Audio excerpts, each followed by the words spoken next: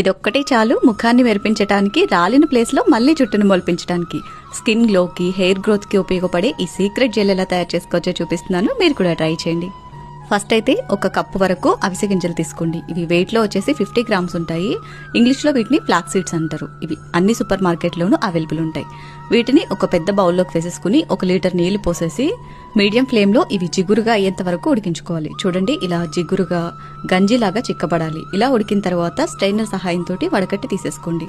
Once ఇలా filter చేసుకున్న తర్వాత మళ్ళీ ఇవన్నీ కూడా ఇంకొకసారి బౌల్లో వేసేసి ఇంకో 1/2 లీటర్ నీళ్లు పోసి మళ్ళీ చిక్కగా తీగ పాకం లాగా అయ్యేంత వరకు ఉడికించేసుకుని వడకట్టి తీసుకోవాలి.